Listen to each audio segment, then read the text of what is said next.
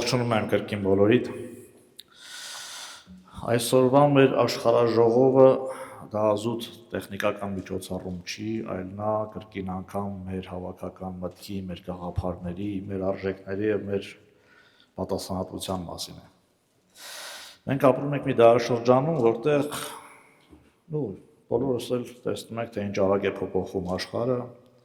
մարտահրավերները դառնում են ավելի բարձր, պահանջները եւս ավելի բարդ, եւ այստեղ քաղաքական ուժի գնահատականը տրվում է ոչ թե ըստ իր խոստումների, այլ ըստ նրա, թե ինքը ինչքանով է կարողանում դիմակայել այդ մարտահրավերներին, ինչքանով է կարողանում պատասխան տալ ժամանակի պահանջներին եւ այլն։ Եվ մեր կուսակցությունը կառուցված է հենց այդ երկու հենքի վրա՝ տանկաղափարն եւ պատասխանատվությունը։ Հենքեր շատ կան, բայց այդ երկուսը կարծում եմ մեզ բոլորին ամենամիավորող արժեքներն են։ Մեր անցած ճանապարհը չնայած դեռևս կարճ է, մենք նորաստեղծ կուսակցություն ենք, բայց ինքը արդեն լի է եղել բազմաթիվ եւ հաջողություններով, եւ խոչընդոտներով, եւ դժվարություններով։ Այո, եղել են հաջողություններ, որոնցով մենք ուրախացել ենք, եղել են նաեւ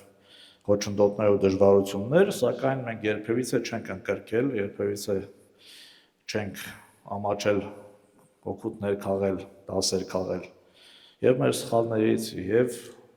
կյանքի առաջադրած դժվարություններից եւ որից շարժվել առաջ։ Այսօր բոլորս էլ ուզում ենք տեսնել մի երկիր,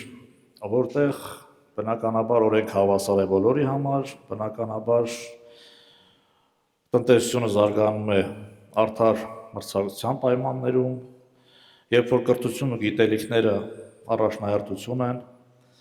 եւ երբ որ յուրաքանչյուր քաղաքացի կարող է ունենալ հնարավորություն արժանապատիվ կյանք կառուցելու։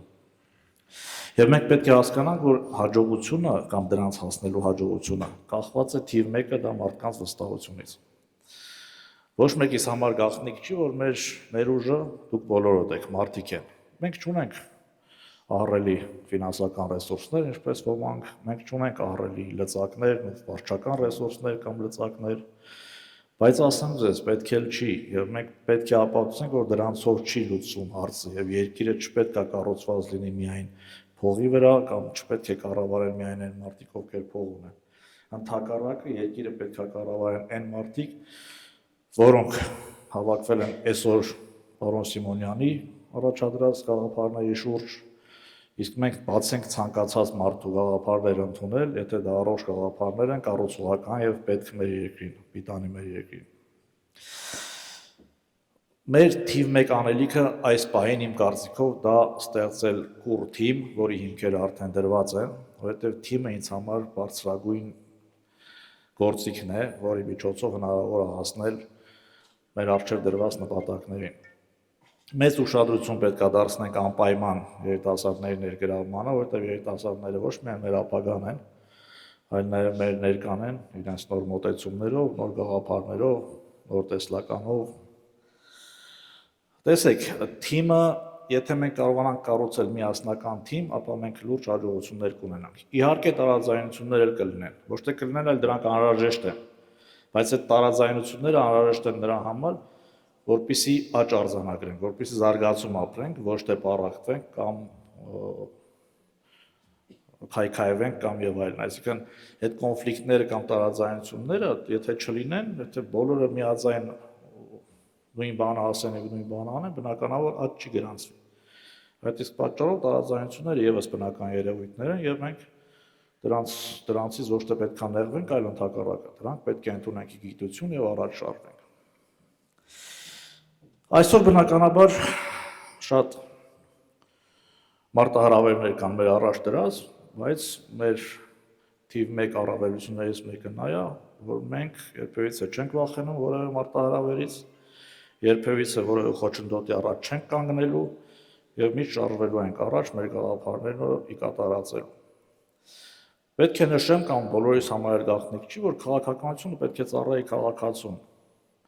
Եվ ցանկացած որոշում կամ ծրագիր, որը մենք առաջ ենք քաշում կամ կատարում ենք, պետք է առաջին հերթին պատասխանի հետեւյալ հարցին, թե դա որքանով է բարելավելու յուրաքանչյուր քաղաքացու կյանքը, յուրաքանչյուրիս կյանքը։ Ուստի եւ Մեր առաքելությունը մեծ է, բայց պատվաբեր, բայց մենք ունենք հնարավորություն երկրի ընթացքը դեպի լավը փոխելու։ Այդ շատ կարևոր բան է, երբ որ մարդը կարողանում է ինչ-որ բան անել իր երկրի հայրենիքի ժողովրդի համար, դա իրան տալիս է ամենամեծ զգացումը, որը բնության եւ Աստծո կողմից շնորհված ամես, դա պիտանելիության զգացումն է։